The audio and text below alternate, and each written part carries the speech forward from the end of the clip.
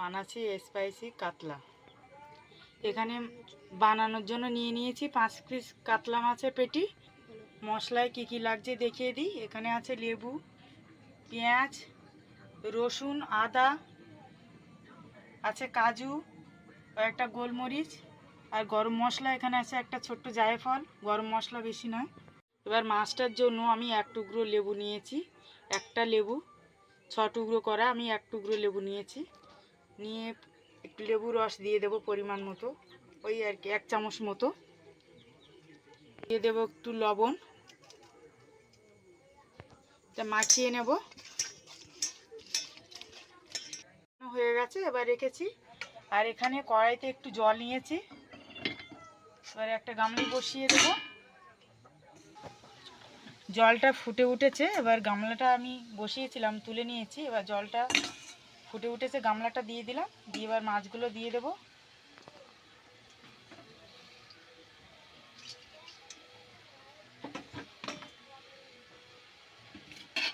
ঢাকা দিয়ে দেব, গ্যাসটা মিডিয়াম আঁচ করে ঢাকা দিয়ে দেব।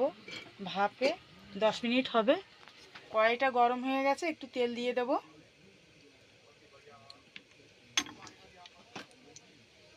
এবার মশলাগুলো একটু তেলের মধ্যে নেড়ে নেব।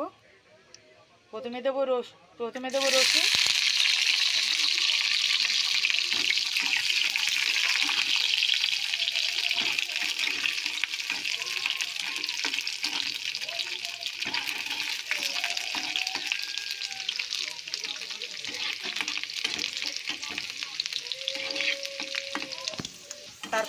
তারপরে দেবো পেঁয়াজটা।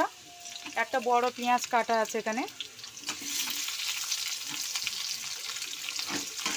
পেঁয়াজ, 4 টুকরো আদা ওর সঙ্গে দিয়ে দেবো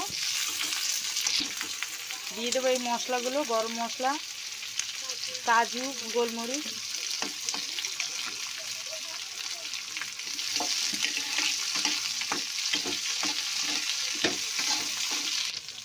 এটা 5 মিনিটের জন্য মশলাটা ভেজে নেব।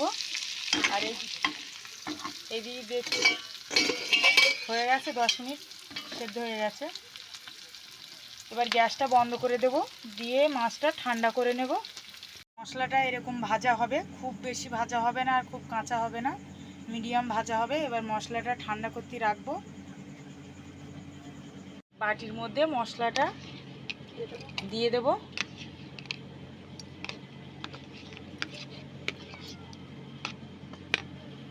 আর এখানে কিছুটা জল দেব, দিয়ে এখানে 7-8খানা কাঁচা লঙ্কা আছে, একসঙ্গে বেটে নেব। মশলাটা পেস্ট হয়ে গেছে, এরকম হবে বাটাটা। এবার মাছটা ঠান্ডা হয়ে গেছে, মাছটা দেখাচ্ছি। মাছটা সেদ্ধ হয়ে গেছে, মাছটার কাঁটাগুলো বের করে নেব, দেখাচ্ছি। এইভাবে বের করে নেব মাছের কাঁটাগুলো এক এক করে।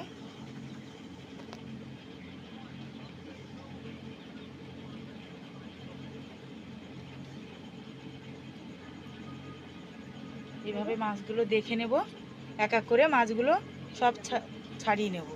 এরকমভাবে চৌকো চৌকো করে মাছগুলো সব ভেঙে নেব।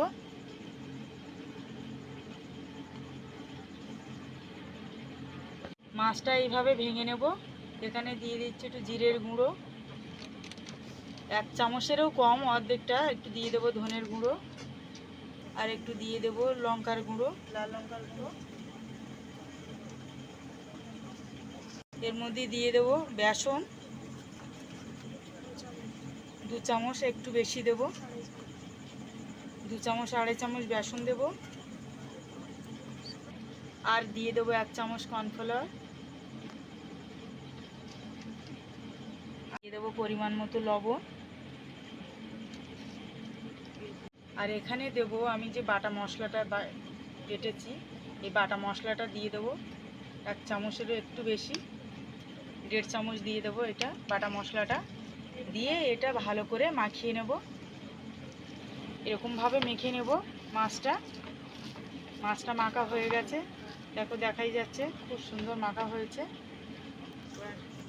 একটা বাটির মধ্যে একটু জল নিয়েছি, হাতে একটু জল দিয়ে নেব, নিয়ে মাছটা এইভাবে ধরবো, তাহলে হাতে লাগবে না।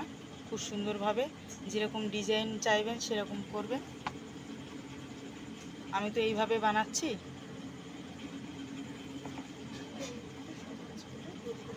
এইভাবে সব মাছগুলো গোল করে নেব।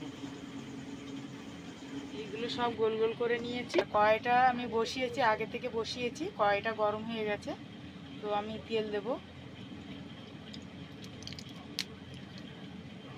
আমি সর্ষের তেলে রান্নাটা করছি, এটা সাদা তেলেও করা যাবে রান্নাটা। তেলটা গরম হয়ে গেছে, এবার দিয়ে দেবো একটা একটা করে।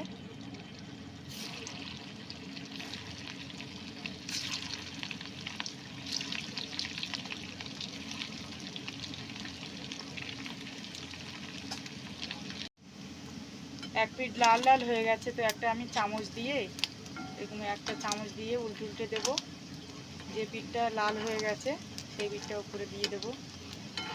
সব লাল এরকমই করে লাল লাল করে ভাজা করে সব তুলে নেব। বড়াগুলো সবগুলো ভেজে তুলে নিয়েছি। আর এখানে আমি একটা অন্য শেপে বানিয়েছি। কড়াইটা ওই একই তেলের মধ্যে আমি দিয়ে দেবো ফোড়ন, দুটো শুকনো লঙ্কা আর রাঁধুনি ফোড়ন দেব। রাঁধুনিটা দেখো ভাজা ভাজা হয়ে এসছে, একটু ভাজা হবে। আর দিয়ে দেবো ওই মশলাটা।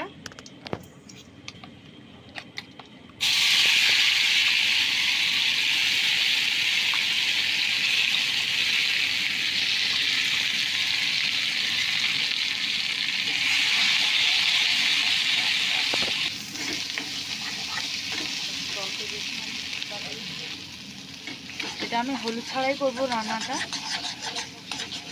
মশলাটা কষা হচ্ছে, আমি এবার এই বাটিটা ধুয়ে একটু জল দিয়ে দেব।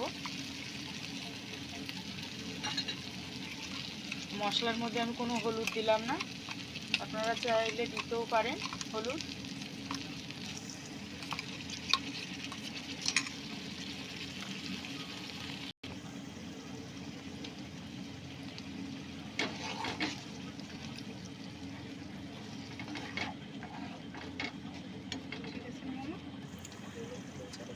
আমি মিনিট 3-4 মতো মশলাটা কষিয়ে নেব, কেননা মশলাটা তো সবই ভাজা আছে। তো আমি মশলাটা ভাজা মশলাই বেটেছি, ওই জন্য মশলাটা 3-4 মিনিটের জন্য মশলাটা কষিয়ে নেব। মশলাটা কষানো হয়ে গেছে, আমি একটু জল দেব পরিমাণ মতো, খুব বেশি দেব না। এবার মাছের বড়াগুলো দিয়ে দেব আমি, দিয়ে 5 মিনিট একটু 5 মিনিটের জন্য রাখবো। মাছটা একটু ফুটে গেলে তারপর দিয়ে দেব লবণ পরিমাণ মতো। এটা হয়ে গেছে, এবার নামিয়ে নেব। স্পাইসি কাতলা রেডি।